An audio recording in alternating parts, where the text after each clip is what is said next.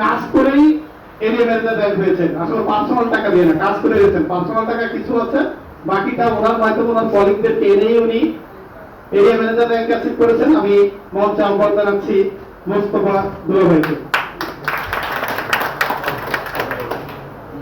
আসসালামু আলাইকুম। আসলে সবাই একটু ঘুম ঘুম ভাবা আসা করছে, কিন্তু আমি বৃষ্টিতে ভিজে আসছি। কারণ হলো যে শনিবারের এই সেলিব্রিটিটা দেখার জন্য আমি ঢাকায় থাকলে আমি কখনো মিস করি না। আমার মেন্টর আমাকে একটা কথা বলছে যে আমি যখন প্রথম আসছি তখন আমার ওয়াইফ 30,000 টাকা দিয়ে শুরু করেছে। এরপরে আমাকে যখন বুঝালো আমি তখন এভারেজ 5 লক্ষ টাকা দিয়ে শুরু করি। এরপরে আমার বন্ধু, আমার কলিগরা সবাই মিলে বর্তমানে আমার 2 লিঙ্ক RSM এর শেষ, 1 লিঙ্ক আর কি পড়ে আছে আর কি, খুব দ্রুতই হয়ে যাবে। এই সপ্তাহে হওয়ার কথা ছিল, কিন্তু ওই যে ভাই বলেছে না যে দেখি দেখি, আমার এক বন্ধু আছে দেখি 28 লাখ টাকা পকেটে নিয়ে এসে আবার চলে গেছে, কারণ ওই দিন তো লিফটটা নষ্ট ছিল চেক পকেটে, কিন্তু গেছে না। এখন আমার বাসায় যাওয়ার পরে সবচেয়ে স্ত্রী যদি কোনো সাপোর্ট না দেয়, যেমন আজকে সেলিম সাহেব কোন সবসময় খালি এর দোয়া ছুঁয়ে তার ওয়াইফের দোয়া সবচেয়ে বেশি করে, কারণ তার ওয়াইফ যেন বেশি দিন বাইচে থাকে, এবং তার ওয়াইফের সাপোর্ট যদি না থাকতো তাহলে সে বলে যে আমার এতদিন এটি হওয়া সম্ভব হতো না। আসলে 28 লাখ টাকা যে নিচের দিকে চলে গেছে, যাওয়ার পরে বাসায় যাওয়ার পরে তার উপরে ওই ওয়াইফের ঠাড়া পড়ে গেছে। এমন অবস্থা হয়েছে তো তুমি রিটায়ার্ড হয়ে গেছো, তোমার এটা টাকা নেই, টাকা আমার। 34 বছর চাকরি করেছে। আমরা যেহেতু গভর্নমেন্ট চাকরি করি, ভাই বলছে আসলে গভর্নমেন্ট চাকরি করে শোনা যায় চাকরি হ্যান্ড টু মাউথ, কিন্তু কর্মী স্মার্ট হ্যান্ড টু মাউথ না, কর্মীর সাথে হলো বিলাস। হ্যান্ড টু মাউথ যদি বলি তাহলে আমরা ভুল করব। কিন্তু এই যে 28 লক্ষ টাকা নিচে নিয়ে আসার পরে বাসায় যাওয়ার পরে হলো কি, তার মেয়ে এবং তার ওয়াইফ তার সাথে যুদ্ধ বাজে দিচ্ছে, হয় ঘরে থাকবা, কর্মী স্মার্টে টাকা রাখলে তুমি ঘর থেকে বের হয়ে যাও। এখন রিটায়ারের পর সে কি অবস্থা হয় বলে? আমার কথাটা একটু শুনতে কি খারাপ লাগতেছে? বাস্তবিক অর্থে স্ত্রী যদি সহযোগিতা না করে তাহলে কেউ সম্ভব না, কর্মী স্মার্টে কাজ করা সম্ভব না। যে আমরা যতই গল্প করি, যতই করি যে 15 লাখ 20 লাখ 30 লাখ আমার 1 কোটি টাকা আছে আটকে দিছে, ঘরের ভিতরে শান্তি নেই, ঘরে যদি জান্নাত না থাকে জাহান্নামের সৃষ্টি হয়, টাকা দিয়ে আপনার কি হবে? তা আমার ওয়াইফ আগে শুরু করছে, আমার ছেলে আছে, তো সুতরাং আমার উপরে ওটা কি আর কষ্ট হবে?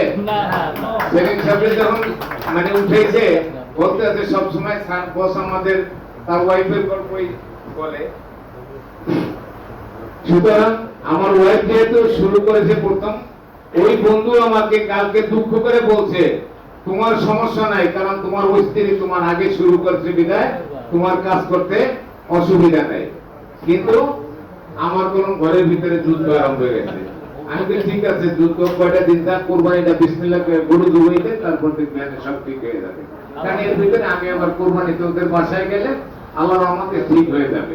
তা আসলে যদি সৎ নিয়তে কাজ করা যায় তাহলে এটাকে উন্নতি করা সম্ভব। আমি যখন কাজ করে এরিয়া ম্যানেজার হয়েছি, আমার কোনো এত টাকা নেই, আমি 15 লাখ টাকা দিয়ে শুরু করিনি, আমার ওয়াইফ এবং আমার দুজনে মিলে 15 লাখ টাকা আছে, কিন্তু আমার ওয়াইফের 9 লাখ আমার কাছে কম, আমি বুঝে না বাকিটা বুঝে নেয়।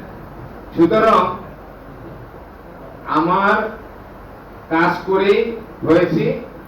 সুতরাং আজকে সোহেল সাহেব যে কথা বলছে, আমি সেলিম সাহেবের নিকট সবিন অনুরোধ রাখবো যে আমরা প্রেজেন্টেশনটা, কারণ আমরা পারছি না, আমরা একটা লোককে বুঝাতে পারছি না, আসলে ভুলভাল বুঝাই দেয়, প্রশ্ন যখন করে তখন আতরে তাকায় থাকে, তখন বলি যে ডাক্তার সেলিম স্যারের দ্বারা একটু জিজ্ঞেস করে আনি, সেলিম স্যারের দ্বারা লিঙ্ক করি।